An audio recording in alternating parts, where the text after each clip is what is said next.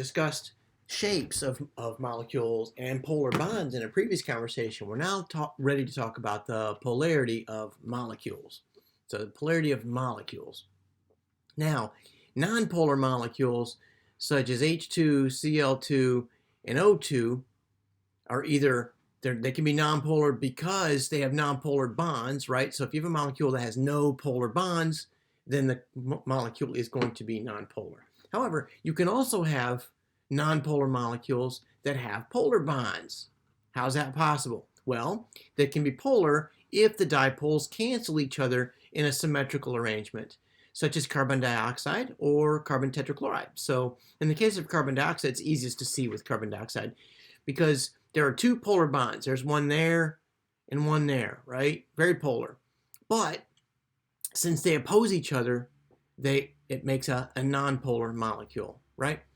So you have a polar bond here, and it's because the oxygen's more electronegative, right? And one there, but they're pulling in the opposite direction, so they cancel each other out. All right, and that makes polar bonds in a nonpolar molecule. All right, and the same thing goes for carbon tetrachloride. A little more difficult to see because it's three-dimensional, right? And you've got these carbon-chlorine bonds, which are all polar, but they cancel each other out because they're pulling in four opposite directions. All right. Now, polar molecules, such as HCl, are polar because one end of the molecule is more negatively charged than the other. No big deal, what you would expect.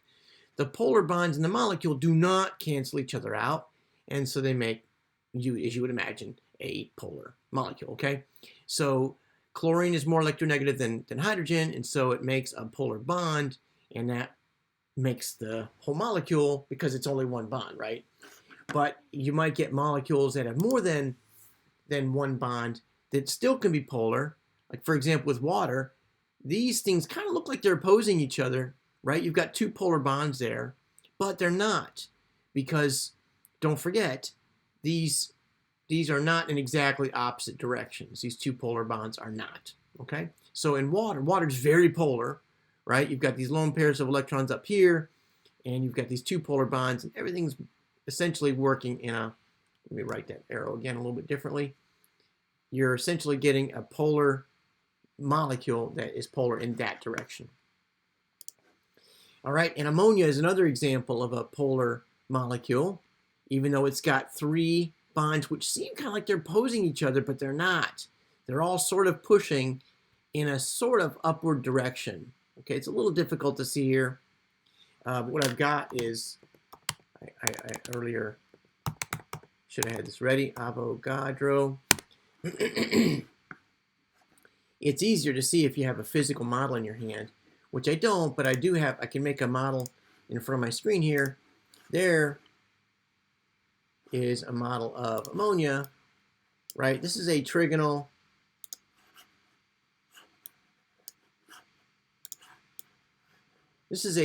pyramid, right? And can you see it's not exactly flat? If this were exactly flat, if it were trigonal planar, then these three polar bonds would oppose each other and they would cancel each other, right? But this is a model of ammonia, and it turns out there's a lone pair of electrons up here, which is not shown. You have a lone pair of electrons up here, and these three polar bonds then have sort of an upward resultant vector. All right, so let's get rid of that and go back over here. Now let's close this conversation out with an example and then a learning check.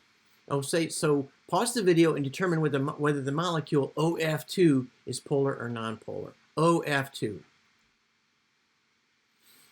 Okay, so you have the molecular formula. I'm going to suppose that you did it. You go to the Lewis dot structure, and then you go to the shape, right? And then we can decide if it's polar or not.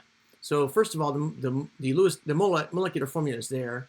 The Lewis dot structure is going to look like this: O, F, F, lone pair of electrons there, lone pair of electrons there. We have some on the fluorine atoms also, but they don't affect it, right?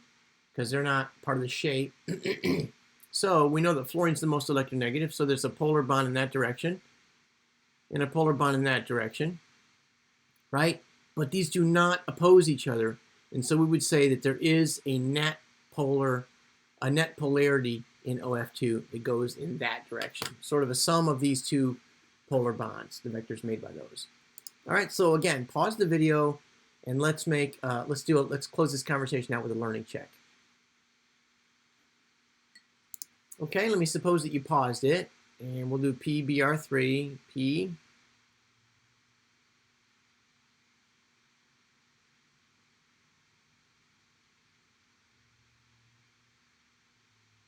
Right, I'm not going to draw all the lone pairs on the bromines. Now, I don't have the electronegativity of phosphorus or bromine memorized, so let's pull up that table. Phosphorus is 2.1, and bromine is 2.8. So yeah, 2.1 and 2.8. So yeah, that's going to be polar. Where was that? Here. This is 2.1 and 2.8. So the difference is 0.7, which makes that a polar bond. So let's say it goes that way, and this way, and this way. And you've got 3 bonds and 1 lone pair of electrons. So this is trigonal, pyramidal, and they will have a resultant polarity. So yes, this is polar. Okay, so let's do now HBr. HBr, we just looked up bromine, and it's 2.1. I'm sorry, 2.8. And hydrogen's 2.1, and so the difference is 0.7. Remember that? Hydrogen's right here, it's 2.1. Okay, so it's the difference of 0.7. And so we do have a polar bond that goes in that direction toward the more electronegative. And since it's only one bond in there, we would say, yes, it is also polar. Okay, and so finally, let's keep this clean here. Finally, let's do CH4.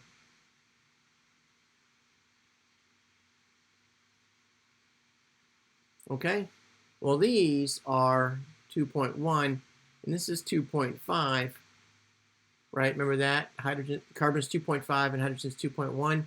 So this is not technically a polar bond because the difference is 0.4, right? And they all oppose each other.